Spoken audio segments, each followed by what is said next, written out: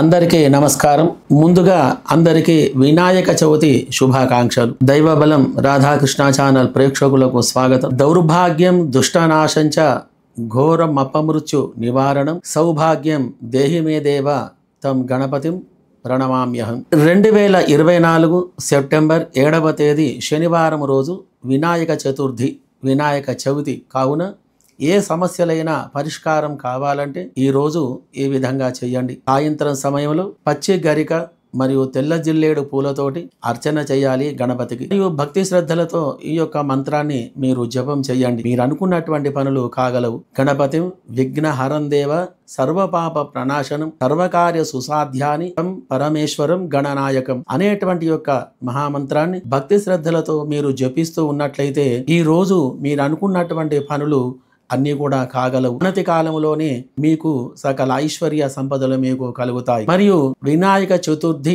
అనగానే ఉండ్రాళ్ళు మరియు మోదకాలు, అపూపాలు ఇవన్నీ కూడా మనకు జ్ఞాపకం వస్తుంటాయి. మరి కాబట్టి అతి ఇష్టమైనటువంటి యొక్క పదార్థం ఈ రోజు గణపతికి వెలగపండు మరియు చెరుకు గడలు. మరి కాబట్టి ఈ రెండు వస్తువులు ప్రత్యేకించి లభ్యం చేసుకొని గణపతికి ప్రసాదంగా మనం సమర్పించాలి. ఎర్రని వస్త్రాలు లేదా పసుపు రంగు బట్టలు ధరించి అష్టగణపతులకి సిద్ధి గణపతి, బుద్ధి గణపతి, శక్తి గణపతి, వాయు గణపతి మరియు రుద్ర గణపతి, హేరంబ గణపతి, సౌమ్య గణపతి, ఈ విధంగా ఇటువంటి యొక్క గణపతులు మనకు 8 రకాలుగా ఉంటాయి. అటువంటి గణపతులు ప్రతిరోజు 9 నవరాత్రులలో 9 రోజులు కూడా మనం పూజించవచ్చు. మరి కావున ముఖ్యంగా మనం పూజించవలసినటువంటి యొక్క దేవత ఎవరై అంటే ఈ చతుర్థి నవరాత్రులలో వరసిద్ధి వినాయక స్వామిని ఆ పేరుతోటి మనం పూజిస్తూ ఉండాలి. మనం ముఖ్యంగా ఏ పూలతోటి చేస్తే మనకు ఐశ్వర్యం లభిస్తుందంటే ముఖ్యంగా గణపతికి శ్వేతార్కం అంటే తెల్ల జిల్లేడు వేరుతో గణపతిని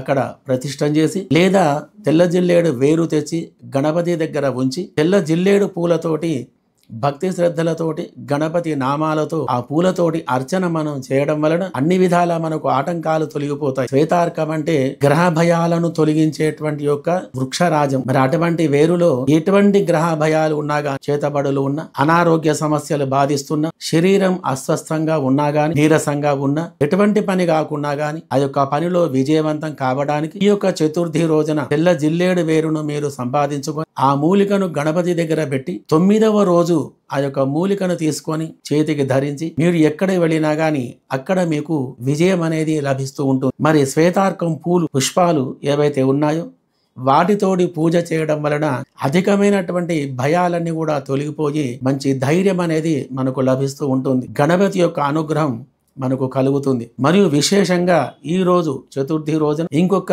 ముఖ్యమైనటువంటి పుష్పాలతోటి మనం పూజ చేయడం వలన ఆర్థికమైనటువంటి ఇబ్బందులు కూడా మనకు తొలగిపోతాయి. అదేమిటో నల్ల ఉమ్మెంత కాయలు, నల్ల ఉమ్మెంత పుష్పాలు, ఈ రెండు కూడా సేకరించుకొని ఈ కాయలతోటి నల్ల ఉమ్మెంత పుష్పాలతోటి గణపతిని అర్చన చేయడం వలన సకల దారిద్ర్య బాధలన్నీ కూడా తొలగిపోయి కొలది కాలంలోనే ఐశ్వర్యం అనేది మనకు లభిస్తుంది. మరి కావున మరి ఇటువంటి యొక్క మూలికలు, పుష్పాలు ఎన్నెన్నో ఉంటాయి గణపతి ఆరాధించడానికి. గణపతి ఎన్ని రకాలుగా మనం పూజలు చేస్తే ఎటువంటి ఫలితం లభిస్తుంది అనేటువంటి విషయాలు వచ్చేటువంటి వీడియోలో మనం తెలుసుకుందాం. మరి పూజ చేసిన తర్వాత గణపతికి చతుర్థి రోజున ఎటువంటి పాయసం మనం నైవేద్యం పెట్టాలంటే మోదకాలు, అపూపాలు, భక్ష్యాలు, గారెలు, పిండి వంటలు మరియు సద్దలతోటి చేసినటువంటి యొక్క పదార్థం, బెల్లంతో చేసినటువంటి పాయసం, లడ్డూలు, ముఖ్యంగా చెరుకు గడలు, ఇవన్నీ కూడా గణపతికి నైవేద్యంగా సమర్పించాలి. ఏది ఉంటే దానిలో మనం ఆ పదార్థం స్వామికి పెట్టడం వలన మనకు అనుకున్నటువంటి పనులు కాగలవు. మరి కాబట్టి భక్తి శ్రద్ధలతోటి పైన చెప్పినటువంటి యొక్క మంత్రాన్ని మీరు జపం చేస్తూ ఈ రోజు గణపతిని కొలిసి ప్రతిరోజు కూడా 9 రోజులు గణపతిని విధి విధానంగా అన్ని రకాల పూలతోటి, పండ్లతోటి మనసు నిండుగా స్వామిని కొలుస్తూ ఓం గం గణపతయే నమః అనేటువంటి యొక్క మంత్రాన్ని ప్రతిరోజు 1108 సార్లు మీరు జపిస్తూ ఉంటే అనుకూలమైనటువంటి ఫలితాలు ఏవైనా మనకు కాగలవు. గణపతి చతుర్థి అనేది అటువంటి పుణ్యమైనటువంటి దినం కాబట్టి అందరూ కూడా భక్తి శ్రద్ధలతోటి ఈ యొక్క మంత్రాన్ని జపిస్తూ మేము చెప్పిన విధంగా పూజలు చేస్తూ స్వామి కథను విని అక్షింతలు తలపైన దాల్చడం వలన చవితి చంద్రుని చూసినటువంటి దోషాలన్నీ తొలగిపోయి అనుకూలమైనటువంటి ఫలితాలు కలిగి జీవితాంతం సుఖంగా ఉంటారు. గణపతి అనుగ్రహం మీకు కలిగి సుఖమైనటువంటి జీవనం కలిగి ఐశ్వర్యం కలిగి సుఖంగా సంతోషంగా ఉండగలరు. శుభం భూయా. సర్వే జనాః సుఖినో భవంతు.